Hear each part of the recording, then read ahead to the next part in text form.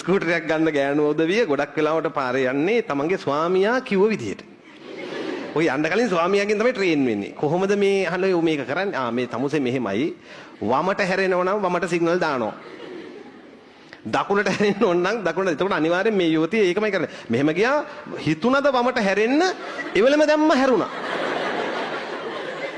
ඇයි හස්බන්ඩ් කියලා තියෙන්නේ? හස්බන්ඩ් ඊට කලින් දාන්න කිව්වේ නෑ. වමට හැරෙනව නම් තමයි දාන්න කිව්වේ. තේරුණාද? එතකොට අර ට්‍රැක්ටර් කාර්යයම ගෙලින්ම ලයිට් කණු කඩාගෙන එළිය වතු වල. ගෑණි හැරුණා පිළිවෙලට යක්. මිනිස් ජීවිත බර ගන්න කාණු වලයි දැන් ගොඩ. ඉතින් අපි ස්කූටර් යුවතියක් ගමු මේ කතාව තේරුම් ගන්න. ඔන්න ඒ දවසක ඇය එළියට බහිනවා. අර තව සමහර හස්බන්ඩ්ලා කියන මේ තමයි මේ පාරේ අයිනෙන් යන්න එපා මිනිස්සු හැප්පෙනවා. යනවා මැද්දේදී. කෙලින්ම අර සුදු ඉරදිගේ තමයි අරේ ඇම්බියුලන්ස් බව හෝන් ගහනවා. ඇම්බියුලන්ස් වඩාගෙන යන්නේ. ඉරදිගේ තමයි. ආයේ ඉතින් මේවා මෙහෙම නොවන අයත් ඉන්නවා ඈ. මේවා නොවන අය ඉන්නවා. උරණ වෙන්න එපා සාප කරන්නේ. අම්මෝ හරි බය බෑ. ඊළඟට වෙන්න කේස්. මේ ඉතින් ළමයි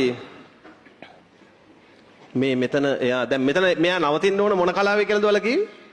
අනෝනනේ අග ප්ලාස්ටි විභාජනයේ අග ස්කූටර්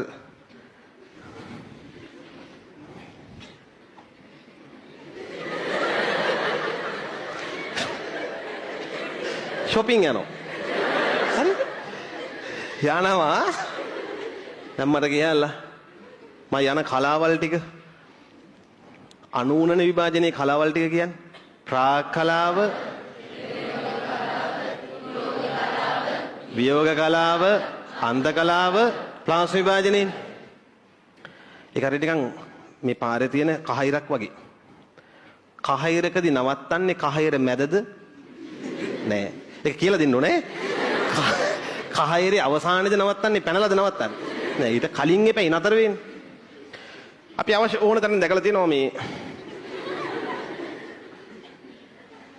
දැන් යන් ප්‍රාග් කලාව, පෙරයෝග කලාව,